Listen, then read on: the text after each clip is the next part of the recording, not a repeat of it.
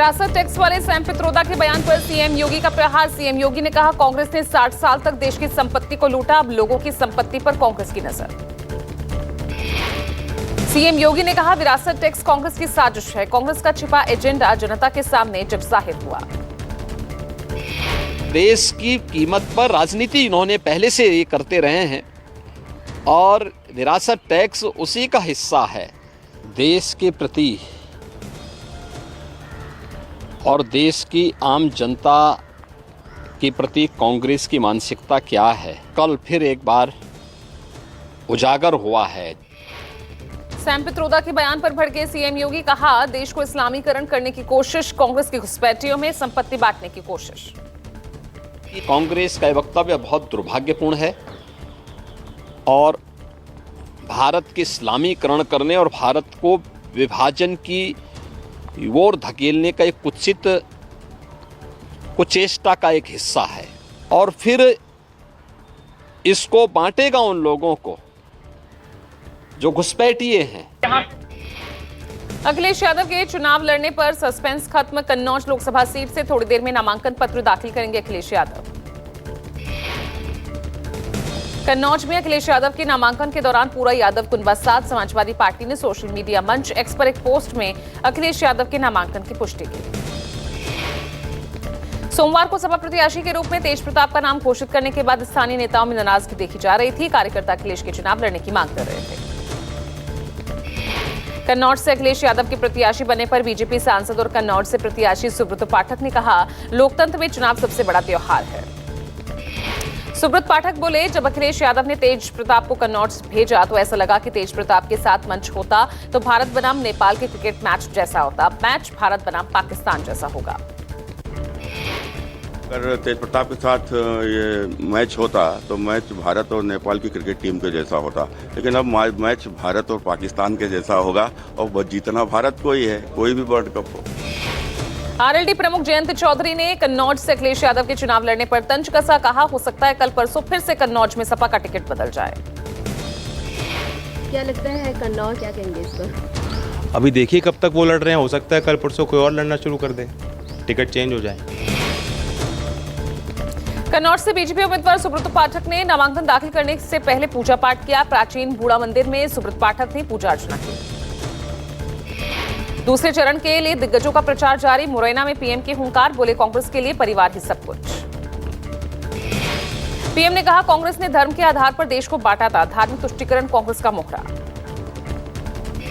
मुरैना में सभा के बाद पीएम आगरा में कोठी मीना बाजार मैदान में जनसभा करेंगे। आगरा में रैली के बाद बदायूं में सियासी पारा बढ़ाएंगे पीएम।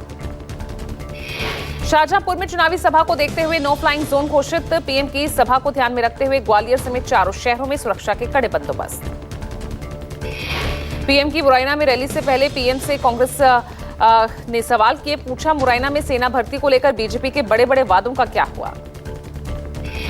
कांग्रेस ने पीएम से सवाल करते हुए कहा, एमपी के गांवों में पानी, स्वच्छता जैसी बुनियादी सुविधाओं का अभाव क्यों। लोकसभा चुनाव के लिए शरद पवार गुट ने जारी किया घोषणा पत्र। महिला सुरक्षा के लिए काम करने का किया वादा। राष्ट्रवादी कांग्रेस पार्टी शरद चंद्र पवार ने अपने घोषणा पत्र का नाम शपथ पत्र रखा है। मैनिफेस्टो में एलपीजी सिलेंडर की कीमत कम करने का वादा किया। घोषणा पत्र जारी करते समय एनसीपी एससीपी नेता जयंत पाटिल बोले, हम आज अपना घोषणा पत्र जारी कर रहे हैं। घोषणा पत्र में जो मुद्दे शामिल हैं, हमारे नेता इन मुद्दों को संसद में उठाएंगे। जयंत पाटिल ने कहा, पिछले 10 सालों में एजेंसियों का दुरुपयोग, निजीकरण जैसे मुद्दे बढ़ रहे हैं। किसान परेशान हैं, हालत खराब है। घोषणा पत्र जारी करते वक्त बोले जयंत पाटिल, कहा, अगर हम सत्ता में आए तो सरकारी नौकरियों में खाली जगहों को भरेंगे। आप सांसद संजय सिंह ने प्रेस कॉन्फ्रेंस कर केंद्र सरकार पर वार किया। कहा, बीजेपी चुनाव खत्म करने की साजिश कर रही, सूरत झांकी है, पूरा देश बाकी है। देखा कि किस तरीके से इन्होंने पूरे देश में एक कोहराम मचा रखा है। डंडे के जोर से शासन को चलाना चाहते हैं, चुनाव को खत्म करना चाहते हैं, बगैर चुनाव के ये लोग जीतना चाहते हैं। संजय सिंह ने कहा, देश में वोट का अधिकार खत्म होने वाला संवैधानिक संस्था को खत्म किया जा रहा। जेल के अंदर केजरीवाल के खिलाफ साजिश रची जा रही है।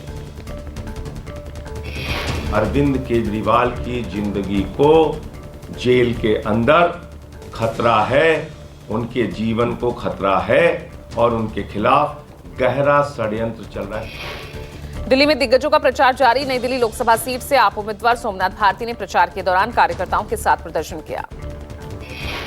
हौस खास मेट्रो स्टेशन के बाहर अरविंद केजरीवाल की गिरफ्तारी के खिलाफ नारेबाजी की। आज कई मेट्रो स्टेशन के बाहर आप कार्यकर्ता प्रदर्शन कर रहे हैं।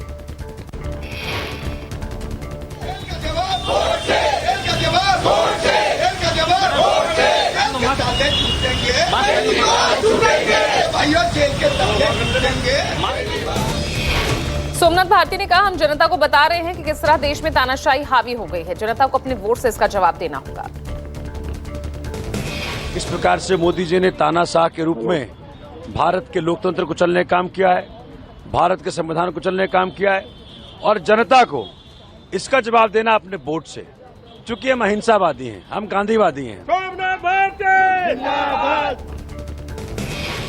बिहार में दूसरे चरण में वोटिंग से पहले बीजेपी को मिलेगा चर्चित यूट्यूबर मनीष कश्यप का साथ। मनीष कश्यप बीजेपी में होंगे शामिल। बेतिया लोकसभा से निर्दलीय मैदान में उतरने की घोषणा करने वाले मनीष कश्यप लगातार अपने क्षेत्र में प्रचार भी कर रहे थे। मनीष कश्यप को मनाने की जिम्मेदारी मनोज तिवारी को दी गई थी। तो मनीष कश्यप अब बीजेपी में शामिल हो रहे हैं और सूत्रों के मुताबिक आज दिल्ली में बीजेपी ज्वाइन कर सकते हैं मनीष कश्यप। हिमाचल के धर्मशाला में राहुल के बयान पर बोले केंद्रीय मंत्री अनुराग ठाकुर। कहा, जिस पार्टी ने 60 वर्ष राज किया, राहुल का ये बयान दर्शाता है कि राहुल गांधी की मानसिकता क्या हो गई है। वर्ष राज किया हो और एक परिवार, एक पार्टी ने इतना लंबे शासन करने के बाद इस तरह के बयान देना राहुल गांधी जी के अपने आप में दिखाता है कि राहुल गांधी जी की मानसिकता अब क्या हो चुकी है। कांग्रेस ने न कभी सेना को सशक्त किया और न ही सीमाओं को सुरक्षित रखा। बिहार के बेगूसराय में केंद्रीय मंत्री गिरिराज सिंह ने राहुल के बयान पर हमला बोला। कहा, जिसके नानाजी से लेकर पिताजी ओबीसी के विरोधी रहे, वो आज झूठी बातों को ही रखने में मशगूल रहते हैं।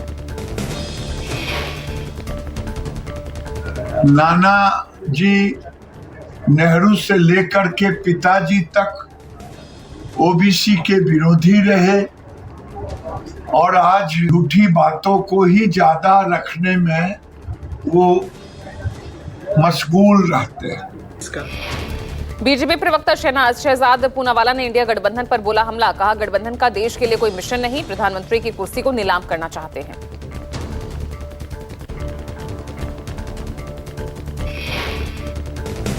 पीएम मोदी के बयान पर एनसीपी एससीपी प्रमुख शरद पवार ने कहा, देश का प्रधानमंत्री जाति, धर्म, भाषा आदि से परे सभी के लिए हो। बेंगलुरु में कर्नाटक के डिप्टी सीएम डीके शिव कुमार ने कहा, मंगलसूत्र हर महिला के जीवन का एक बहुत महत्वपूर्ण हिस्सा है। हम हर महिला के अधिकारों की रक्षा करेंगे। यूपी के संभल में पूर्व कांग्रेस नेता आचार्य प्रमोद कृष्णम ने कहा, विपक्ष में भारतीय संस्कृति, सभ्यता, संस्कारों के विरोधियों का एक गैंग बन गया है। विपक्ष में भारतीय संस्कृति, भारत की सभ्यता, भारत के संस्कारों के विरोधियों का एक गैंग बन गया है कि नरेंद्र मोदी को हटाना भी चाहता है, नरेंद्र मोदी को मिटाना भी चाहता है। यूपी के अमेठी में लोकसभा सीट से बीजेपी उम्मीदवार स्मृति ईरानी ने दुग्धरिया कार्यक्रम में लिया हिस्सा। कार्यक्रम में भारी संख्या में महिलाएं हुई शामिल। पीएम मोदी को चुनाव आयोग से मिली क्लीन चिट। पीएम के खिलाफ आदर्श आचार संहिता उल्लंघन की शिकायत मामले में चुनाव आयोग का पहला फैसला सुनाया। चुनाव आयोग ने कहा, ईसीआई राम मंदिर निर्माण के जिक्र को धर्म के आधार पर वोट की अपील नहीं मानता। राम मंदिर का जिक्र एमसीसी का उल्लंघन नहीं है। भोजपुरी स्टार पवन सिंह की बड़ी मुश्किलें। काराकाट में 5 जगहों पर एफआईआर दर्ज। रोड शो के दौरान पवन सिंह पर आचार संहिता उल्लंघन के आरोप लगे। काराकाट लोकसभा सीट पर पवन सिंह ने 10 किलोमीटर लंबा रोड शो किया। रोड शो में दर्जन भर से ज्यादा गाड़ियां शामिल, जबकि अधिकतम 5 गाड़ियों को ही मिली थी इजाजत।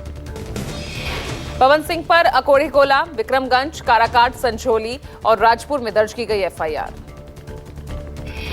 पवन सिंह पर आरोप है कि 23 अप्रैल को रोड शो के दौरान परमिशन से ज्यादा गाड़ियों का इस्तेमाल किया गया था। केंद्रीय गृह मंत्री अमित शाह आज तेलंगाना और ओडिशा में करेंगे प्रचार। शाह दोपहर 12:30 बजे से मेंढक के सिद्धि गेट पर जनसभा करेंगे। यूपी सीएम योगी आदित्यनाथ का आज से कानपुर बुंदेलखंड अभियान। इटावा के जसवंत नगर में मुख्यमंत्री की जनसभा। बीएसपी के नेशनल कोऑर्डिनेटर आकाश आनंद की आज लालगंज में चुनावी जनसभा। आकाश पार्टी प्रत्याशी डॉक्टर इंदु चौधरी के पक्ष में मांगेंगे वोट। पंजाब सीएम भगवंत मान का चुनाव दौरा भी जारी है। आज से 3 दिवसीय चुनावी यात्रा पर सीएम मान। आज से मध्य प्रदेश के चुनावी दौरे पर रहेंगे सचिन पायलट। राजस्थान के पूर्व डिप्टी सीएम की उज्जैन, मंदसौर, देवास में जनसभा। केशव प्रसाद मौर्य ने कांग्रेस को घेरा, कहा कांग्रेस गरीब विरोधी पार्टी है, पिछड़ा विरोधी पार्टी है, आदिवासी विरोधी, महिला विरोधी पार्टी है।